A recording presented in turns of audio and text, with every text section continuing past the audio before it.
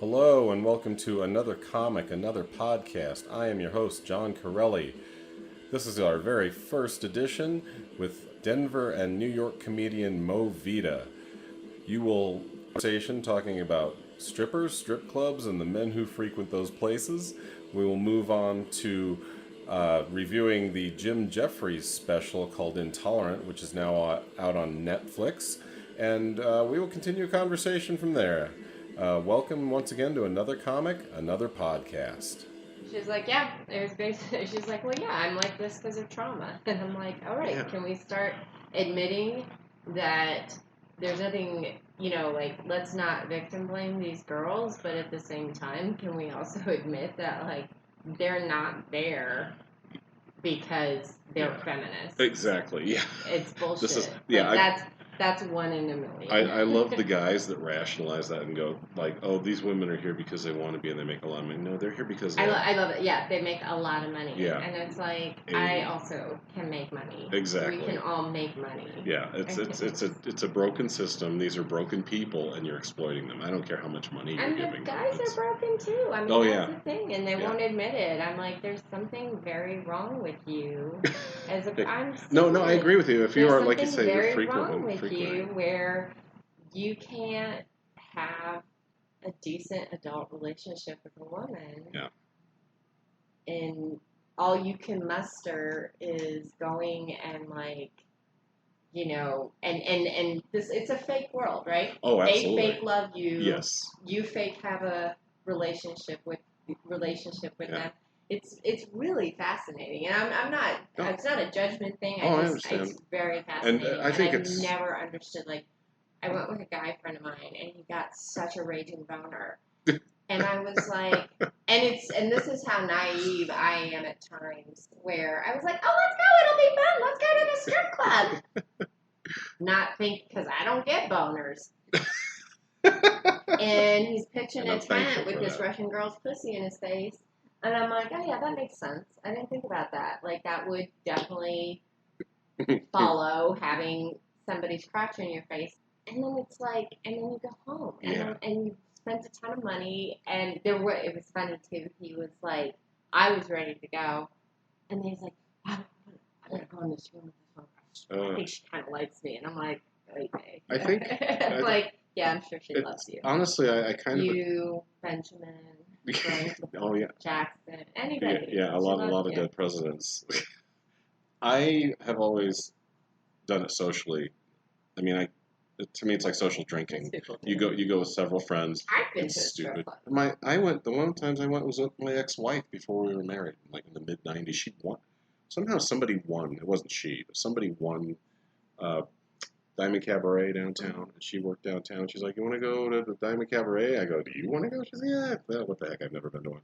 And so it was weird. The weird part was like her office mates. Yeah, so it was a little bizarre. It's like, and here's the thing: how do you eat there? I don't. There's a buffet there. I'm like, I had dinner at Shotgun Willie's once. Was it any good? It was, because it was an event. It was a gentleman's dinner. So my friend's brother owned a cigar bar. And they would do these events, and it was actually a really nice event. It was a dinner and a whiskey tasting, and then they brought the cigars, which was hilarious. Because she's like, will you help me?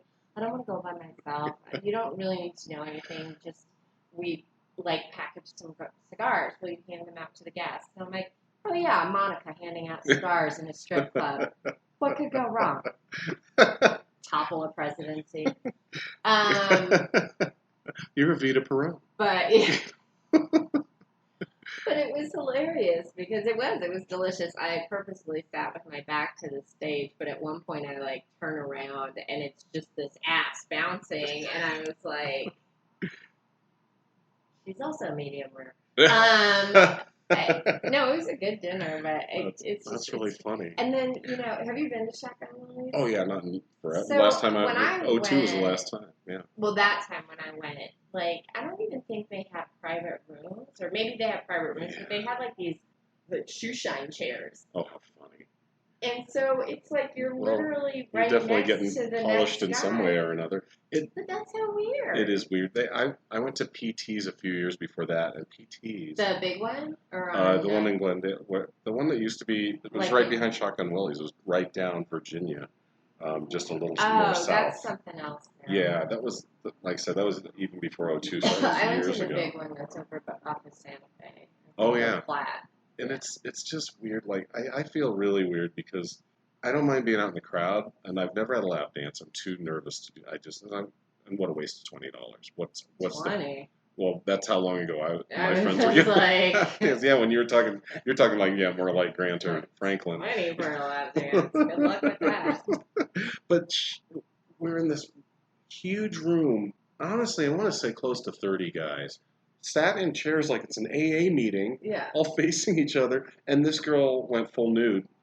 And you can't touch, obviously, Yeah. and you shouldn't. But she'd get really close and you'd maybe give her 5, and it was just really... I just don't know. Horrible. It fascinates me. Like, what is the fun of that? Honestly, for me, it's not. It really, It's I'm like- not going to lie, I like looking at naked people, especially women. Well, sure, but like you can't touch, you can't, you know, like, I don't know, it's the weirdest thing. I'm It like, is. that would be like me, you know, going to a bar, like ready to drink, and then they're like, look at all this great alcohol we're having. You can't have any of it. It is. It's just, and, you know, it's funny. My mom went to one when she was, I think, in the 70s, that kind of peak, 70s and 80s. It wasn't Chippendales, but she said it was funny. And I go, well, what's that like for a woman? She said, it's so different. It's so Oh, different. the guy thing? Yeah, she went and saw a guy one. Please. We went Yeah. to one for my bachelorette party. First of all, they're all gay. Let's start there. That's true. Well, the good-looking ones always are. They are all gay because we ended up, I remember my sorority one year we did Rush, and as a thank you, somebody had a house party and they got a stripper. This guy shows up.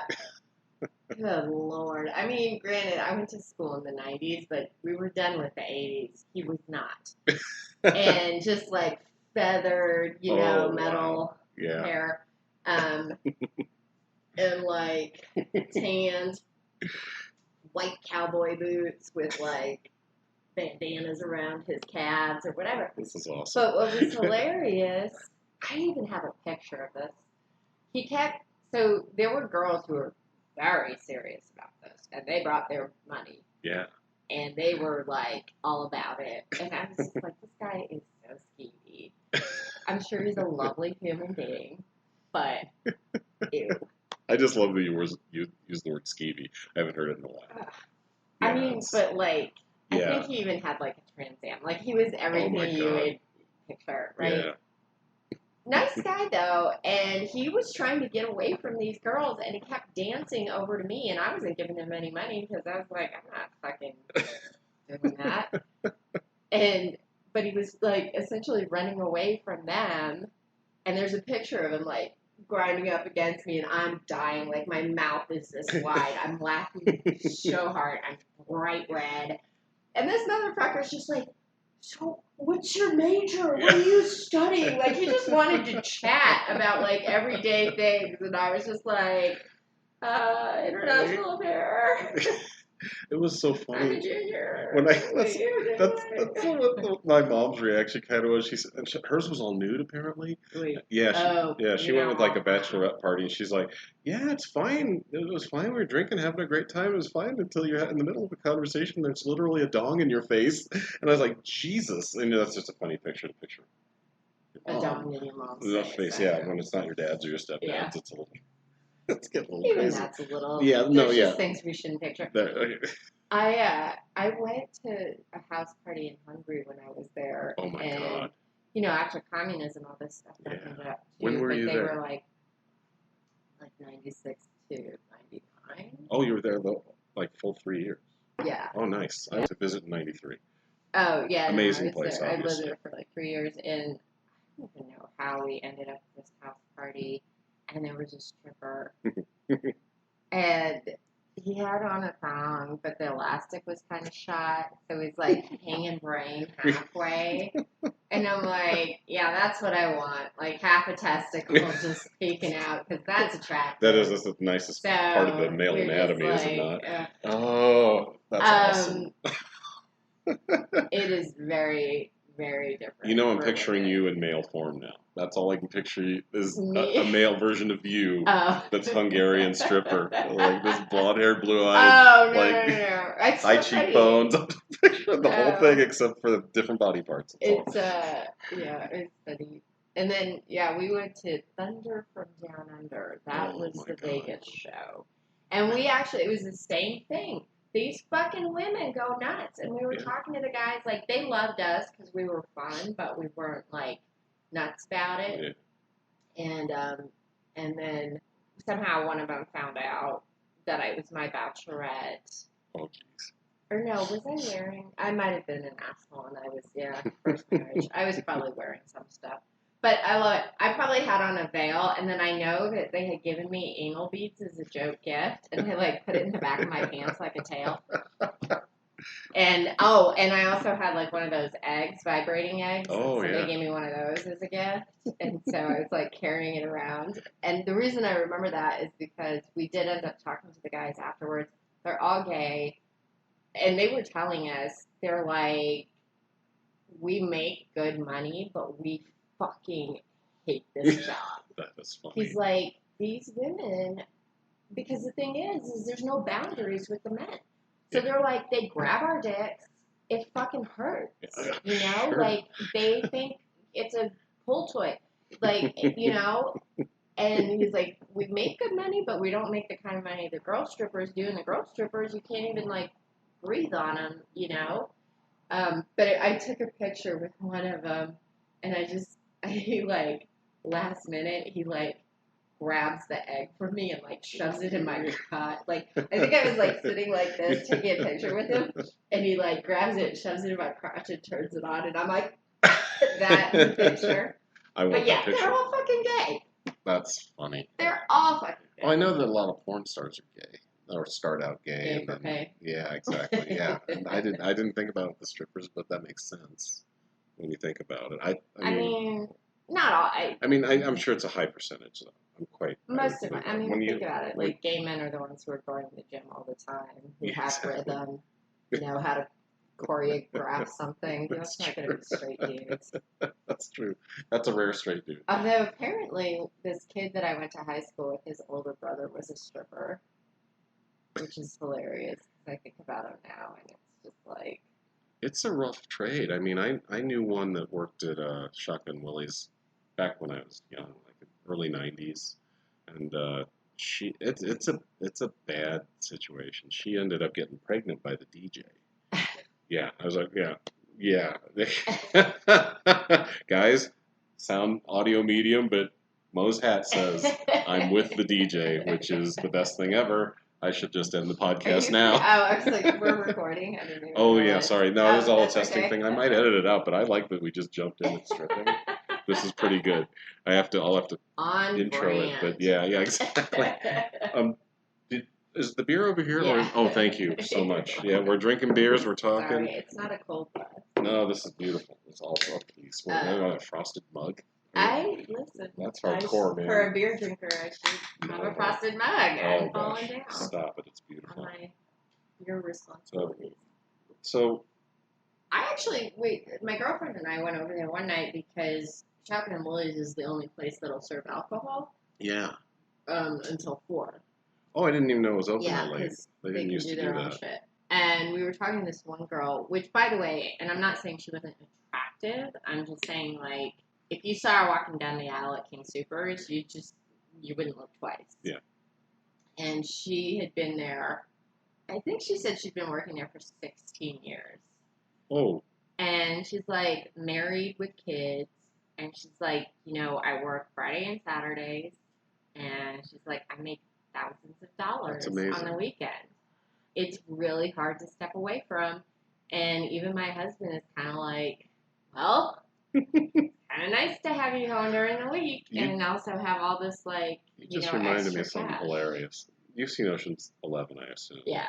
Do you remember the part where Brad Pitt goes in and gets some information from that stripper? And and he says, "Hey, say hi to your mom for me." She's like, "Say hi yourself. She's on in 30 minutes." Oh, yeah. You reminded me. I love his character in those movies because he's always eating. Eating. We were talking about that too. He's always got so something in his hilarious. hand eating.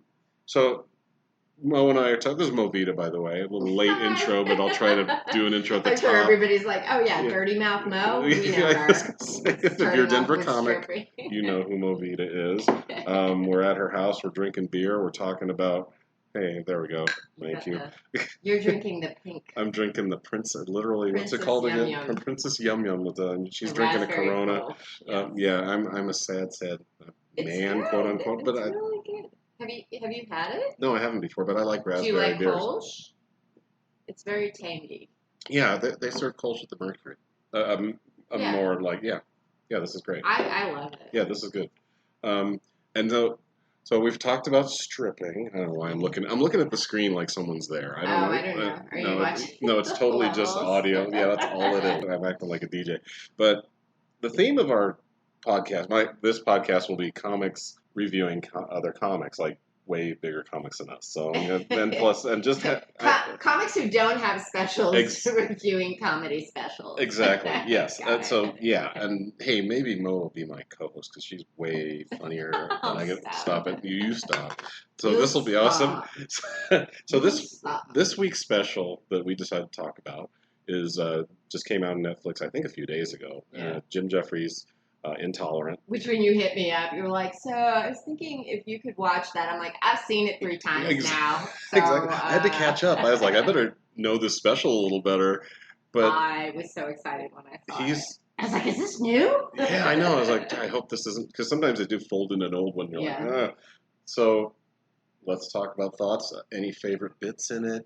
I've always loved Jim Jeffries because he is he's irreverent. And he is. Fuck you. Yeah, exactly. He's an unapologetic comic atheist, Australian crazy man, and he does. He's an open book. He has nothing to hide. He talks about being a cokehead at one point. This one's about shit.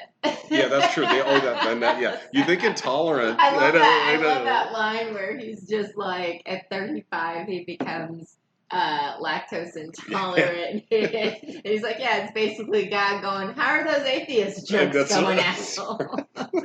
This is why I wanted Mo to be my very first guest, also because she has an amazing memory. I was like, no, stop it. I bet you're going to remember way more stuff out of this special night, but that was great. And I just loved it because everyone thought, oh, Intolerant in today's PC times with comedy. Yeah. Like, no, he's literally talks. But he does make that point, and that's what I loved about the special is he didn't shy away from everything. Like, not to shit on Chris Rock, but I was really disappointed in some of his most recent stuff because I felt like it was a comedy special with a lawyer in the background, with like the disclaimers, Really? I'm like, just fucking say your joke. Don't like on Tambourine? Yeah, I didn't like Tambourine. Really? So you felt the edge was gone? Yeah, I mean, I just feel like you can't really do jokes when you have to sit there and say, well, not all people, and, I'm sure some people. I just fucking say it. And Jim Jeffries is still doing that. But what I thought was hugely brilliant about this special, which I would aspire to as a comic, is the fact that he starts with a story and weaves all these tangent jokes in there, but then gets back to the story.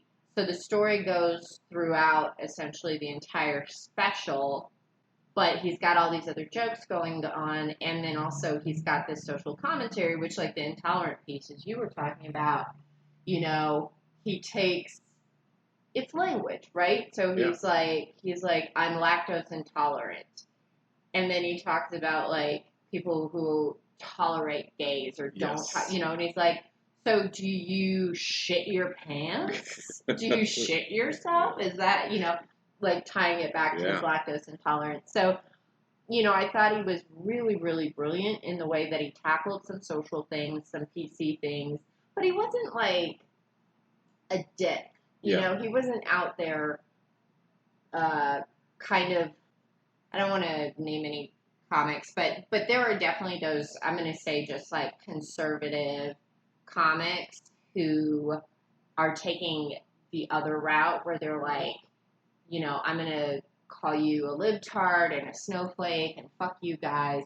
Like, he didn't take that route. He just kind of shined a light on, everything's ridiculous. Yes. in I some like, ways. like you were saying with the part where he's going, when he takes the intolerant from the lactose intolerance to the personal intolerance, talks about his dad, and that he talked to his dad and convinced him that it's the right thing to do in Australia to vote for gay marriage, and then all the shit his dad took from his friends, and how, hey, and like he says, gay marriage, yes. Chicks with dicks, fuck off. But it's but he even explains that. Oh yeah, he's like, guys, come on. This is an old man. Yeah. He just got used to the gays. He's just dealing with that now. Yeah. I love all of that stuff about his dad, and that thing that old people always, even people my age back in high school used to say this, like, well, they can do what they want as long as they don't involve me, and he does a great bit on that. That was amazing. I love that. To get in their Honda, take Honda the ball gag out of his mouth. He's like, what would make this great if we involved Gary? It's like, I told you, don't involve me. That whole bit is amazing. We're just sitting there in the chair watching rugby. Knocks out the door. He's so good at painting that picture. Yes. Because you can literally picture his dad, just sitting there watching his rugby, minding his own business, and then along come the gays trying to involve him. I love that whole bit. I love even how he's talking about how involved it is that he's, one guy's behind, the other guy's in front, and he's about to do this, and the guy's like, and the other guy actually takes the ball out of his mouth. What was that? We got to get Gary Jeffries involved in this. I just love it. Hilarious.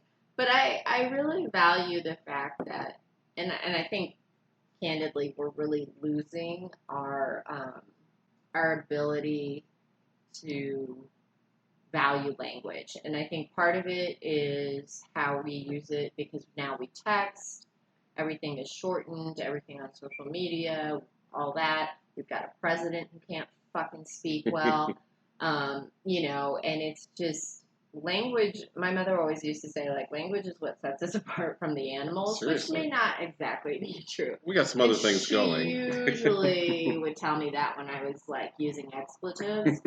But, it matters. I mean, language matters. How we say things, the words we use, they matter. And I thought, I just thought he did a brilliant job. And it was so refreshing to finally see something that was called a special, and it did feel special. Yes. And it wasn't apologetic. But it really wasn't him thumbing his nose at any one group. He was just kind of calling out our ridiculousness. Well, like the point, society. The point he makes about getting called out on jokes that he told 10 years ago.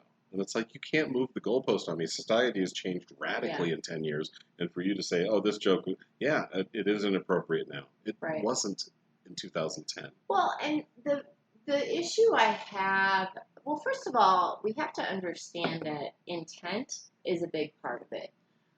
Yes. Like, I saw somebody post about how Roger Stone just gave an interview and he used the word Negro. And somebody was, like, very upset about that. And then there was another woman, a black woman, who was like, how is that a racial slur? And I just made the point because everybody needs a white woman to chime in on this. But that's a joke for people listening who don't understand. But I was like, it's the intent. Frankly, anything coming out of Roger Stone's mouth that has to do with any type of group that doesn't look exactly like him and isn't exactly like him is probably a slur. And it's also like, you understand, especially as a white person, it's like, what those wink words are, and that really he's using that word because it is an on-the-fence word. Yes. But, I mean, look, when you go back and you listen to Martin Luther King Jr., you listen to Malcolm X, they use that word. Absolutely. That was the word of the day. Because it was still, right. But what I think we have to be very careful about is not allowing for people to evolve. And I feel like when, especially with comics or, anybody who's got footage out there, right? Yeah. When you go back 10, 20 years and bring that into the future and hold that to the same standards as today, and that person says to you, I've evolved with the times, I would never say that. That's why you had to go back 20 years to find me saying that, because I've learned along the way, just the same way you have. And candidly, I think it's a lot of young people, and there's nothing wrong with it, but they don't understand, like, life existed before they did. Yes. And it sucks. I mean, I go back and I watch sitcoms from the 80s, and Three's Company, my mom's favorite show. You watch that now, and it is so cringeworthy. It's horrific, yeah. It's literally all in the based family. on homophobia. Yes. Yeah. I mean, it was blatant. I remember as a kid. Oh, very. You might like this. My mom didn't let me watch Three's Company. A lot of people. I know. But here's the My thing. mom didn't let me do anything, but she let me watch Three's Company. Well, here's the thing. My mom did it for the right reasons. I was like, because it was a ditzy, silly, sitcom. My mom's like, it's not that it's sexual and that you want to look at Suzanne Summers and Joyce DeWitt for 30 minutes and that there's all this gay double entendre stuff going on. She's like, no, it's just stupid. she said, it's a dumb show. Dumb. It was. I was like, oh, okay, so that's the standard. I guess that's a good standard. I'll go make it up for it somewhere else. But I was like, good for you, Mom. Okay.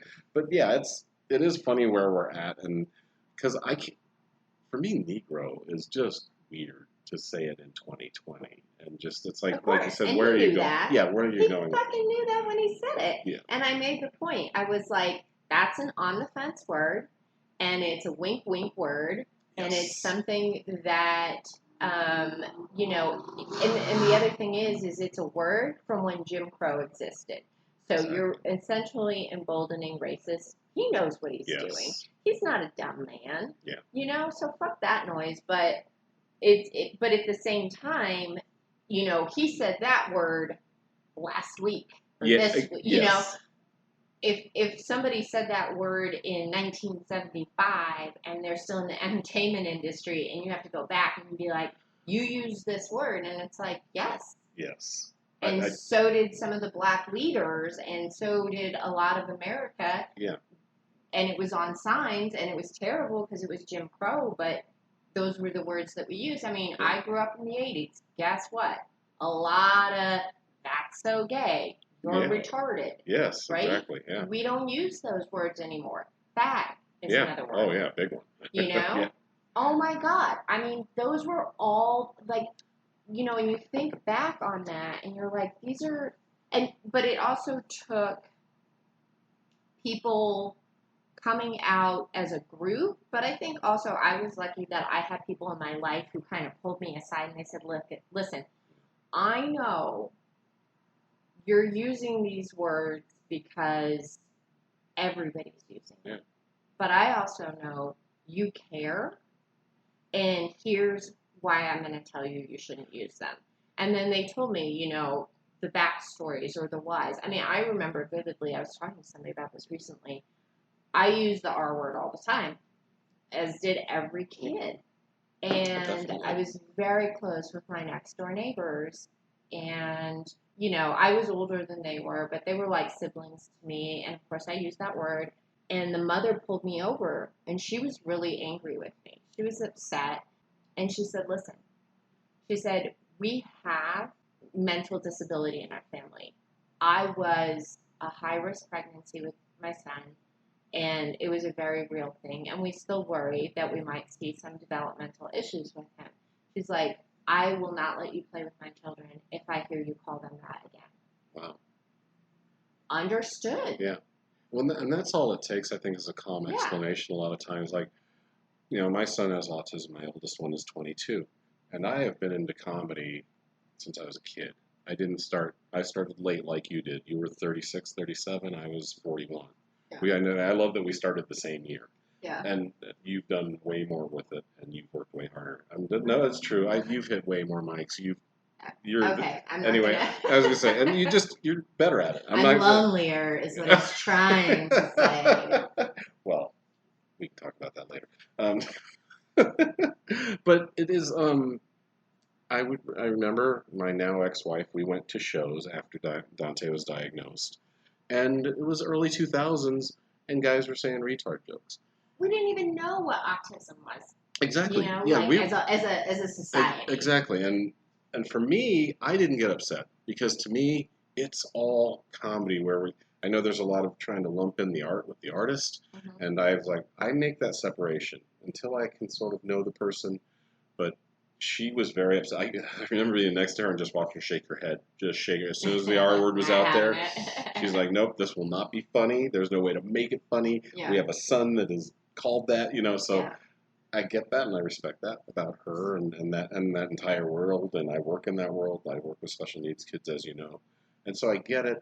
But when I'm in a comedy stage, I don't think I care. I was like this, but that helps that I cared about it and do it. Intent, I mean, Yes. we say this as comics. If it's an actually funny joke and you're not just saying the word to say it, which is what we run into a lot more often than not. I mean, Neil Brennan has a whole bit about using the N-word. Yeah. I mean, you would still get people saying he should never do that and, fuck that bit. I would argue as a comic, it's still a pretty brilliant bit. And also people we know, but a lot of the layman might not know, he writes for Chappelle. Yeah, but you know what? I don't like that idea of like, well, my friends are black. Well, yeah. I write for Chappelle, so I should be able to. But he does. I mean, obviously, he talks about the fact that like he hangs out with so many people who call him that he kind of starts calling himself that. And anyhow, I mean, I think that is a bit that is not him just trying to. Get the okay to use that word. Right. 100% people would disagree with me on that. I know. I know there are people out there who I'm not familiar with the bit. I know Neil Brennan, but I don't know this bit, so I'd have to hear it. I mean, he talks about the use of the word and how, like, again, he has a lot of friends who are black and they call him that, and then getting the card, the okay to use it, and then to the point now where he's like, I call myself that, I'll be driving and be like, hey, you need to get lunch, So I don't know that he could do, I'm pretty certain he couldn't have done that bit in today's climate. Yeah. Because my friends have changed. Like, I remember, I don't know, 5 years ago, like 6 years ago, some of my friends jokingly trying to get me to say it. And I'm like, this feels like a trap, And we've talked about it since then. And they're like, nah, you can't. We're not there. Yeah. The climate, and it's just, you don't say it. And I don't want to. Yeah, so exactly. It's not it feels, tastes bad. But things change. And, again, I mean, that's the same thing with with the homophobic words. I mean, literally, I would call it that Sex in the City phase, where it was okay to use that certain term referring to women who hung out with gay guys. Yeah. Right? And now all my gay friends are like, I mean, at most you can call those women fruit flies or whatever. Am I thinking fag hag? Is Yeah. that what we're talking about? Yeah, I haven't heard that in so long. But that's why. But yeah, that makes sense. And listen, I mean, I'll admit this, sometimes it's like confusing because it's like, well, wait, but you're using it. But of course it goes back to like, we can use. Yeah. Although I will say this, there was something on somebody posted something on Facebook recently, and people went after him because he's bi, and I think he was using that word. I think he was using the R word, and and people were just like, just don't. Yeah. Because the history. I mean, that's what it is. The history, the impact. It was always meant negatively. So just don't use the word. And they were fighting, and they're like, I can say whatever I want because I'm bi. And it's like, you can say whatever you want because you can say whatever you want. Exactly, because you have a mouth. Just understand it doesn't mean it doesn't come without consequence. Yeah. You And know? we've had this discussion before. I learned that a few years ago, and I said I say whatever I want on stage, but I'm not these things. That may not matter to a lot of people, and so you got to figure. Plus, if they don't know you, Yeah. they and a lot of people. That's where I got into that argument. The art meeting the artist. If I say the N word on stage, that does not make me a racist, but probably just not a good idea anymore. Yeah. It's like even if Chris Rock can stop using that word, I think the rest of us probably Well, can. and you know what? I mean, I have friends who have. Yeah. I have friends who are just like, you know what? I don't want to use it. Yeah, it just like I And said, black friends. yeah. Well, and it does. For one thing, it's to me, like I said earlier, it tastes bad. I hate it. Yeah. I fucking hate that word. It's an awful word to say. It's an awful word to hear. And honestly, when I have black friends that use it. I have black friends that don't use it. And it just almost sounds like an intelligence thing. I'm not saying you're stupid if you use it, but you don't sound intelligent when you use it. Malcolm X once said a man curses because he doesn't have the words in his head That's what to my say what he mother wants to always say. used to tell me, and I curse like a sailor. And and it's true. She gets mad at me, and I do understand what she's saying, and I actually don't disagree with her.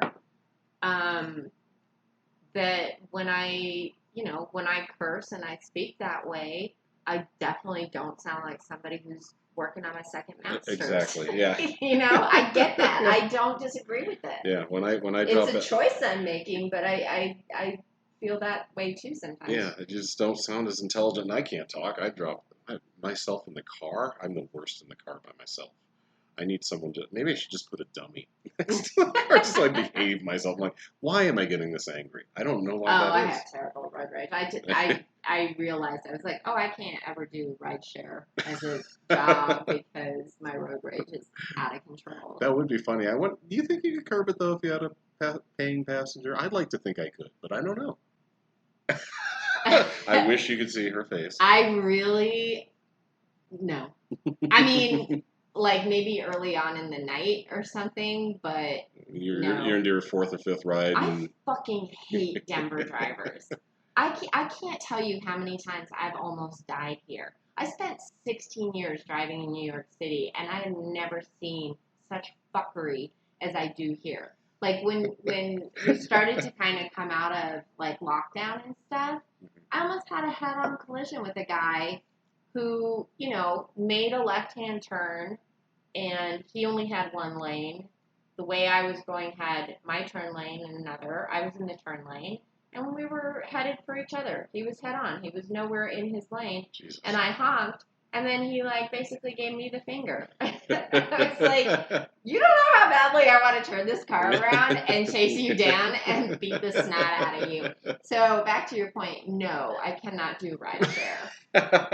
Yeah, it's not easy. Here's a question I'm probably going to thread into the podcast as well for each comic. I want to see what you think. We can always go back to Jim Jeffries, and I know how much you love Greg Giraldo and Midlife Vices. But having thought about that, and I didn't prep you with this question, I wish I had. It's okay. I figure you're pretty. Think on my I think you're pretty dirty, quick. Last I checked. Mount Rushmore of comedy. Who would you put on there?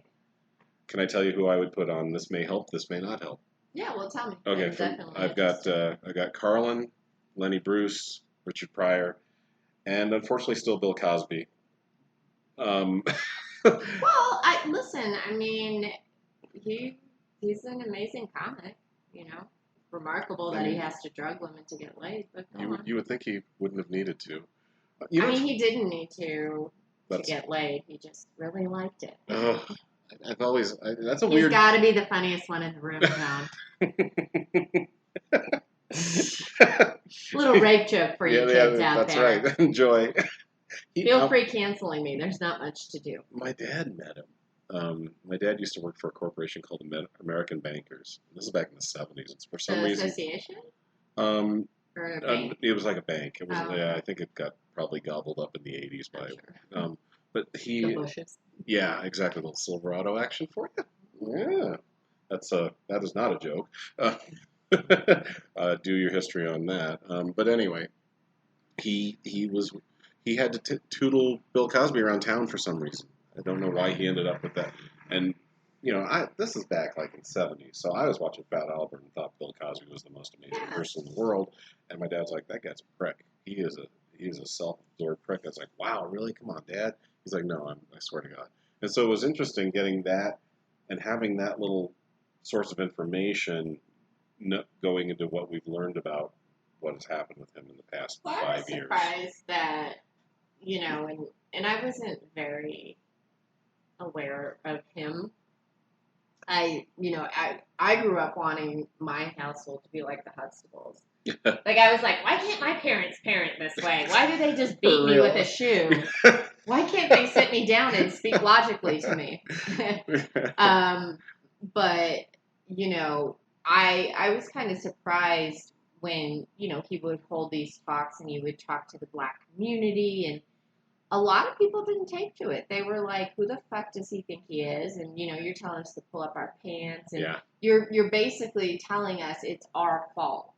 He sounded very pompous, I thought, when he did that. I understood where he was coming from, what he was trying to do, but I also understood the other point of view. Like, you went to TJ. I'm sure you knew at least a few poor Black people. I knew. Oh yeah, they bust them in. Yeah, exactly. Yeah, and we only had 6 Black guys in my school, or 6 Black people. 3 of them were brothers, and I knew these guys, and they were honestly at the time they were the poorest people I'd ever known in my life. And so I'm sure I could just see them reacting to that, going, "What does he know about our situation in life? Yeah. Why does he care?" Well, and that was it, and you have. I mean, think about it. At that time, it was the crack epidemic. It was Reaganomics, yes. And it was a fucking nightmare. Yeah. And for Black communities, and he's, sitting there with all his money, being like, "Well, basically, it's your fault because you don't pull your pants up." Yes. Like, and you listen to the rap music. Yeah, but you also still have people who are saying like, it's the system that went after him to get him and bring him down, which. I don't believe in our system, so it's not like I'm thinking it's a good system. I don't know. I mean, I think for him to be this old and I don't consider him to be terribly powerful, and for people to want to come out and talk about it, I'm like, maybe where there's smoke, there's fire. Yeah, especially if, how many? 48? That was a lot of like women. 50, yeah, and I'm just 50. Like, good. Yeah, and it's just, And part of it, I think, is that he wasn't as powerful, and when he was doing this in his heyday, he was, and we've come to see example after example that when you try to go up against the Goliath, you want to believe you're a David and you're going to win, but you can't.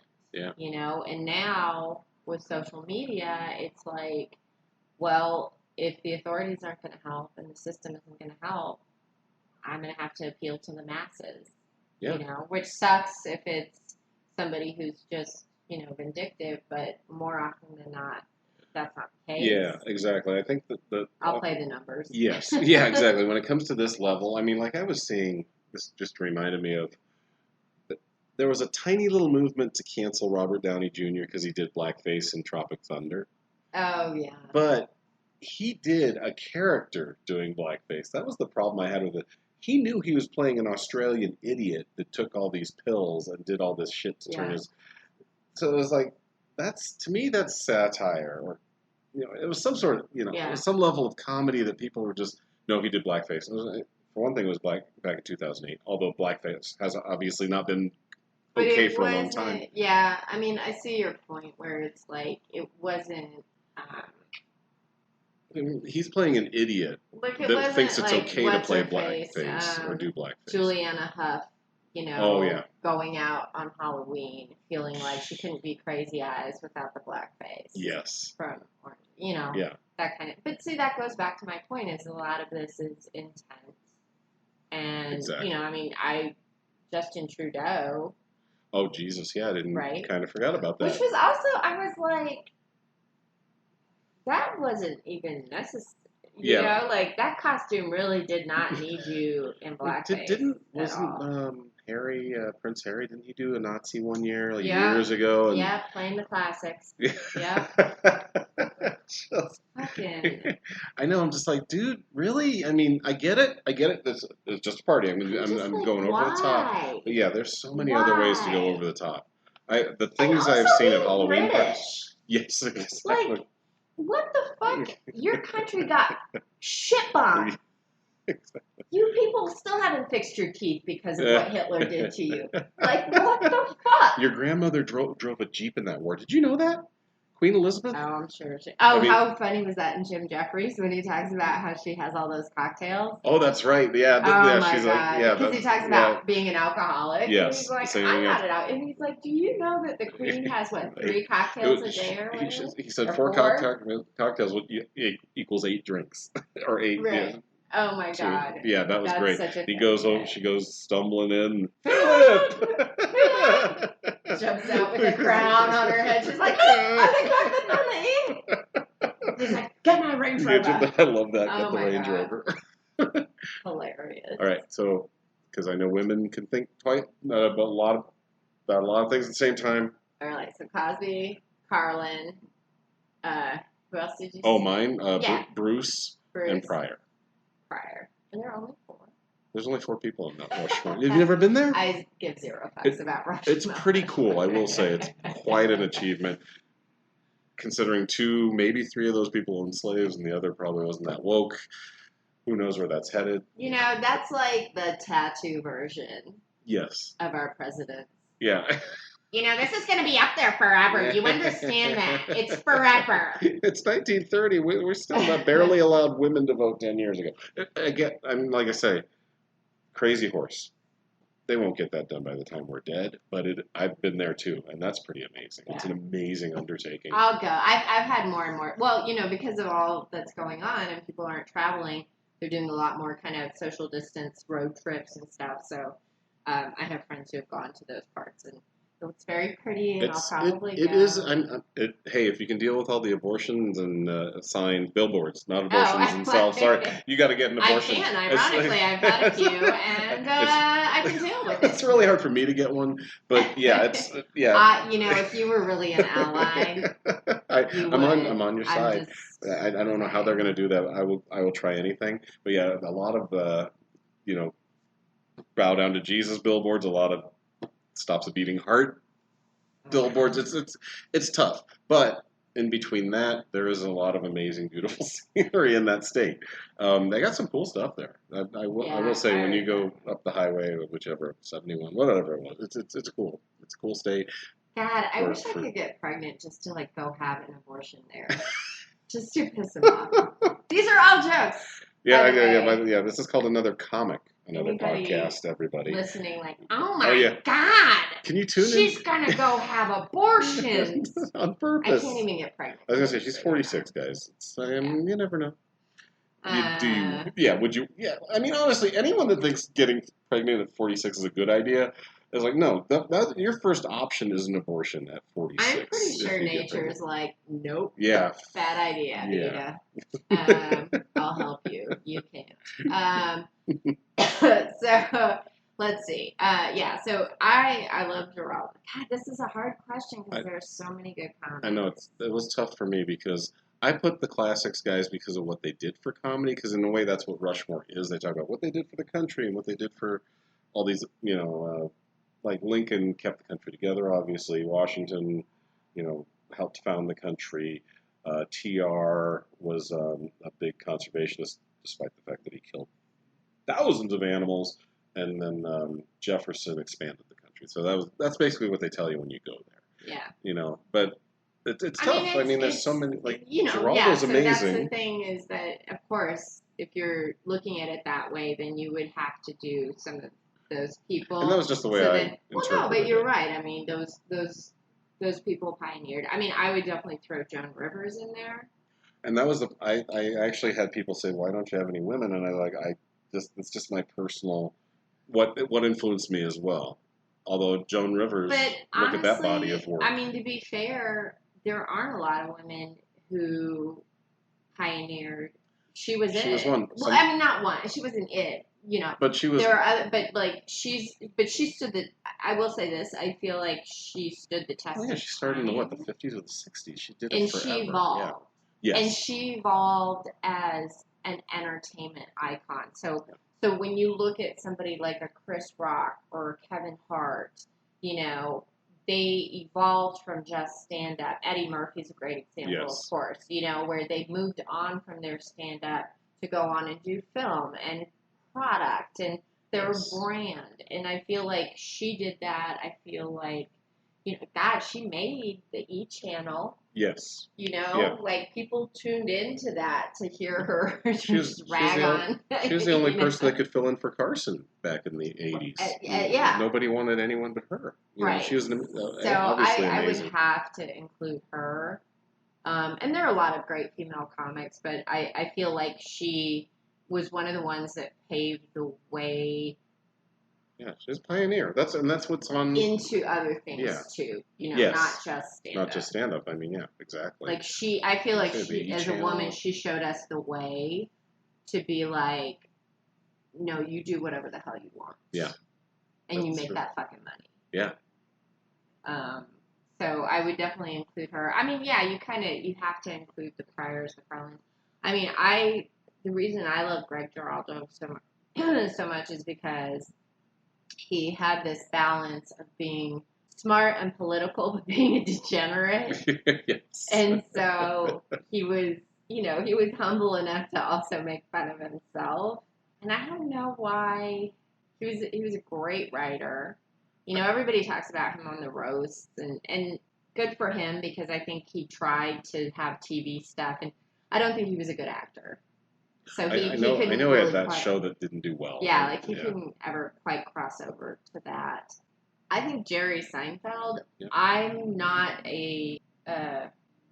so his stand-up is not something that's going to make me guffaw, to be honest.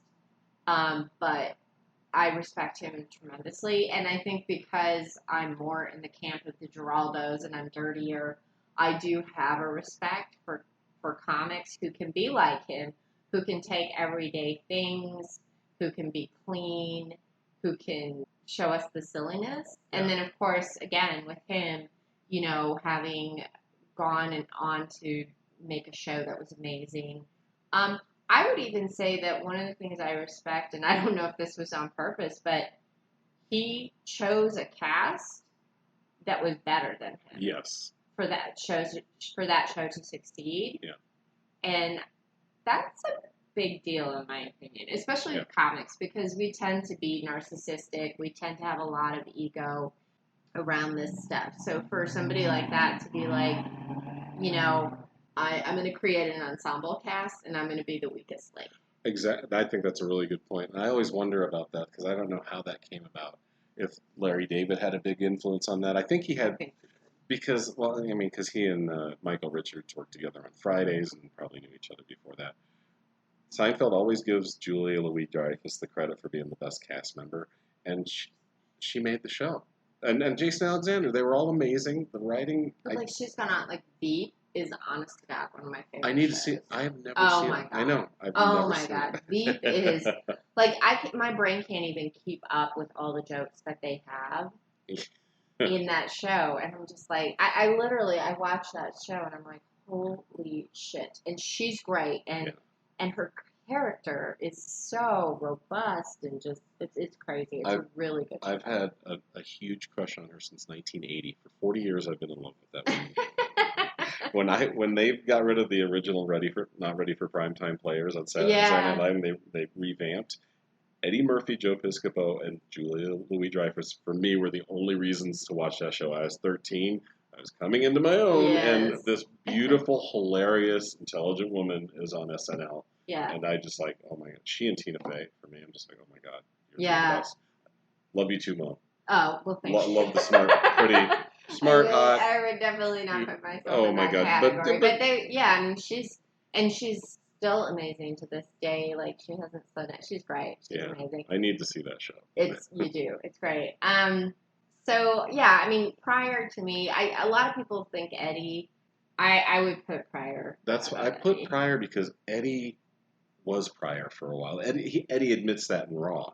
He would get up on stage at 15 and basically, I don't know if you remember that bit on Raw where he's talking about taking a shit because that was his life experience at 15 and just doing it just like Richard. And he doesn't. And so because I love Eddie Murphy and he's the reason I always fell in love with comedy. I liked him better as an actor. I was never a huge Eddie Murphy stand-up fan. For me, Delirious got me. Raw, not as much. I still love Raw. He was a little angry in Raw, but well, and that's why I put. Here's something I got to go back to. Remember we were talking about Kevin Hart for a second. Yeah. And I got really upset when his concert movie came out a few years ago, and they literally on the ad said "Comedy's first mogul," and I'm like, are you kidding me? If you have never heard of Eddie Murphy, Bill Cosby was like, dude, Eddie Murphy was doing top 40 songs. I don't know though, because yeah. Eddie But Murphy had his own Kevin has, production company. He had fucking everything. clothing lines now and stuff. That may be true, but Eddie Murphy had a production company that did television shows. Yeah. He was on the radio. He was maybe not. Maybe I'm misrepresenting the technical definition of mogul, but for me, I was like, this guy is everywhere. I think it's definitely a technical definition because I agree with you that So I was just like Eddie Murphy, again, he would, and that's the thing is that ability to become an entertainer. Yes. Versus, just a stand-up comic. I think that was the crossover for me. I was like, this guy's got top 40 hits in the 80s. Oh, silly songs. Party all the time. The Up Your Butt song. Yeah, oh God. Yeah, exactly. It's like, but anything he forget. touched turned to gold for like 10 years. It was ridiculous. Yeah. Yeah, well, when you're hot, you gotta write it. He certainly. I mean, I love Carlin too. Carlin is just so fucking smart. Yeah. He wasn't, I would almost say he wasn't even funny. Yeah. He was just so brilliant that he blew your mind and you couldn't help but laugh at your own stupidity. Yeah. That makes sense. You know what I mean? Yeah, and I think that might be, is that part of the reason you think you like Geraldo? Geraldo is so fast and so smart. Yeah. And it's just like, I'm like, man, I'm just happy to be catching half the jokes sometimes with him. I was just like, you know more than him, but a lot of people don't know. He went to Harvard. He was a lawyer. Columbia. Oh, I'm sorry. I think he's at Columbia Law. Oh, I think. I'll have to check. But I think he got definitely in the Ivy League. Or he either dropped out of law school or he got his law degree, never passed the bar. And then comics will talk about how, they would get into legal entanglements, to use a recent word. And they would go to him and, he couldn't practice, but he knew what he was talking about. So, yeah, a Mount Rushmore, obviously, it's got to be some of those people. But I have so many, there are comics that I think are brilliant that don't have the kind of fame. When I hang out in New York, Greer Barnes is hilarious, and talented. He's just really talented too. People wouldn't necessarily know who that is.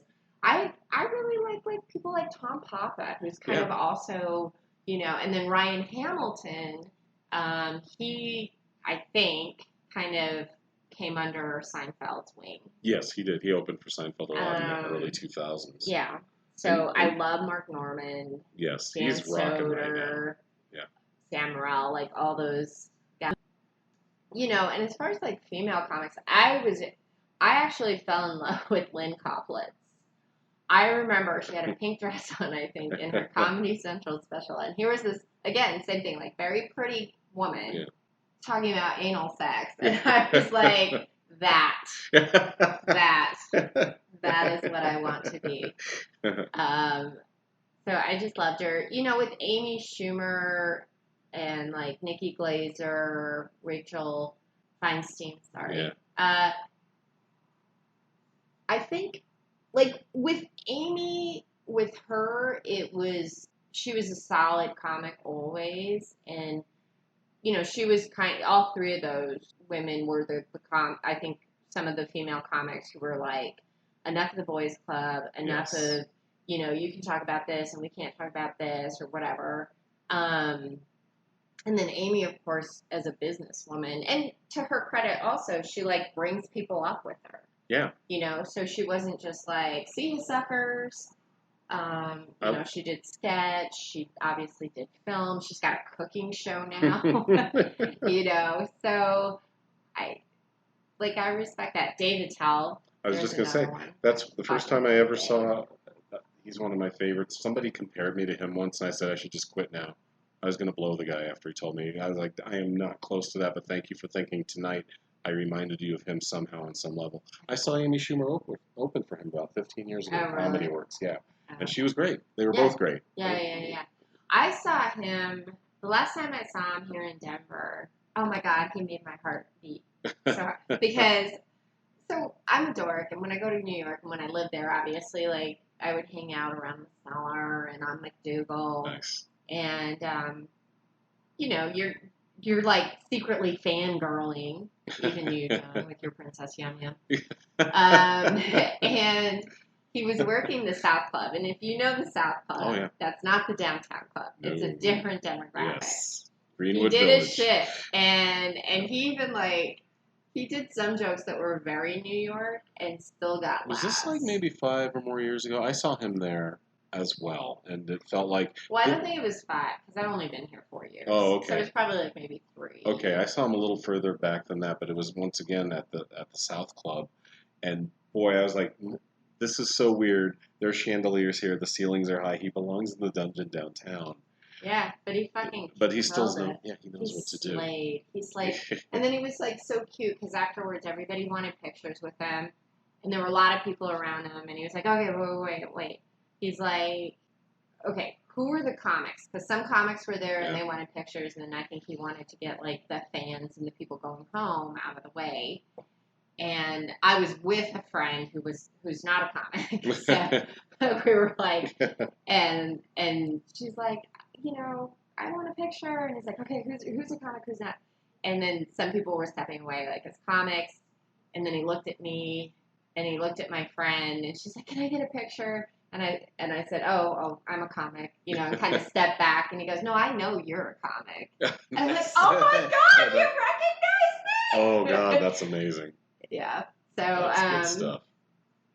I was just like, oh my God. No, he's a really, it's funny when you say nice, because we're all assholes as comics, because that's what we do. We just pick on things and make fun of things. Yeah. But he's a good dude. He's so solid, and, he's had a lot of, it's funny too how the entertainment industry, it's like, you can have a solid career, and anybody else would be happy for the career you've had, but like, because you didn't end up being Jimmy Kimmel or Jerry Seinfeld, you don't feel great about your life. I'm like, Does that I don't know, but I feel like that's a thing with comics, and I'm like, you gotta kind of enjoy what you do have too.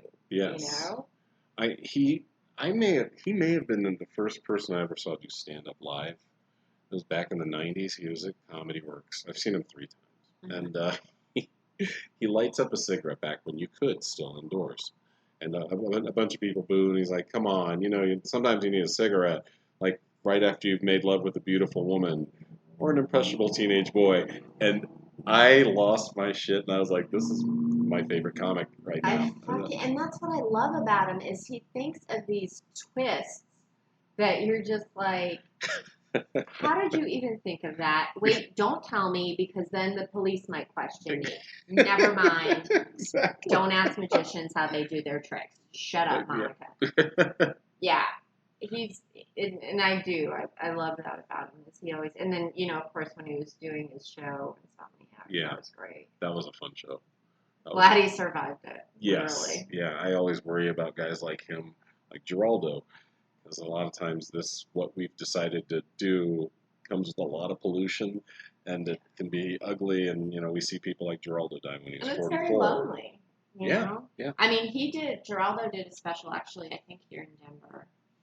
And, but there's one, I forget which one it is. It might be A Good Day to Cross a River. But there's one that he did where you can tell he was kind of in the midst of getting divorced. Or maybe he even says it. Yeah.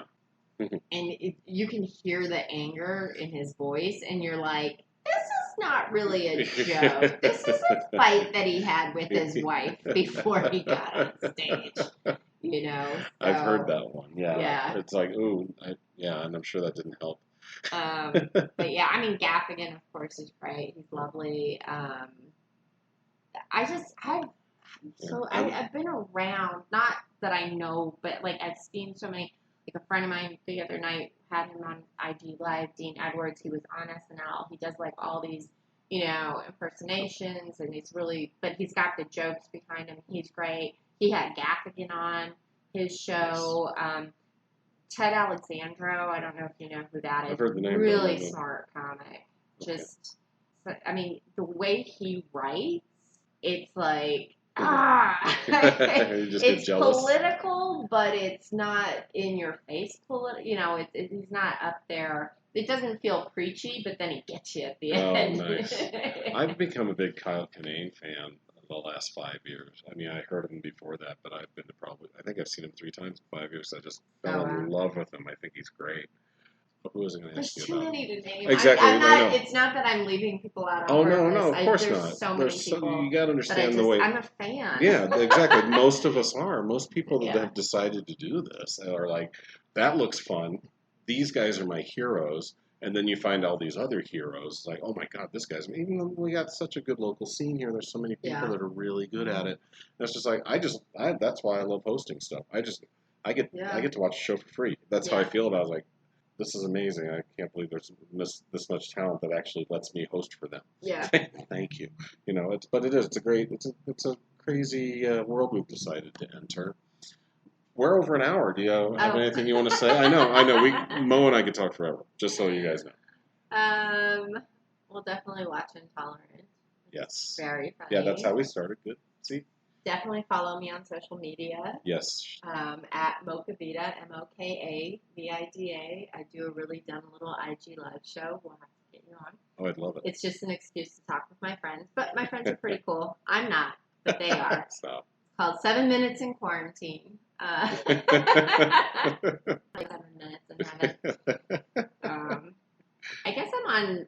Somebody texted me today that they heard me on Comedy Now radio. Oh, I didn't even know about that. What is I it? didn't Is it like either. Is it like a? I can't even think of the words. It's like I think like it's Sirius online or streaming. okay. Yeah, Oh, I don't nice. know. Well, that's but it was pretty a great. New York friend, so I was like, wait, because I knew like they played me in Denver. Yeah, I've definitely heard you. Yeah, you can hear Mo on 103.1. Yes. Listen to that comedy station, by the way. It's great. I'm not thrilled that it's out of the Frank Azar studios, but still listen to that station. A regular at Shotgun Willie's, apparently. Oh, I did not know that. See how it comes full Yeah, circle? yeah, exactly. See, we started with Shotgun full Willie's. circle. We ended with Shotgun Willie's. I've had a great time. Thank you so much. Thanks for the beer. Thanks for the talk. Enjoy your Princess Yum Yum. Yeah, I know. It's already enjoyed. Well, this has been another... Yeah, thank you, Mo Vida. I had a lot of fun. Mo Vida is episode number 1, Mo Vida. Another comic, another podcast. Thanks, you guys, for giving this a listen, and hopefully we'll be back here again soon. We'll try to hit up some other comics, but I would love to talk to you again about other things because we covered some stuff. Right. Yeah, good. All right, you guys, thank you so much. This is John Corelli signing off. Another comic, another podcast. Say bye one more time, Mo Vida, please. Hasta la vida. Oh, nice. That's how you end the show.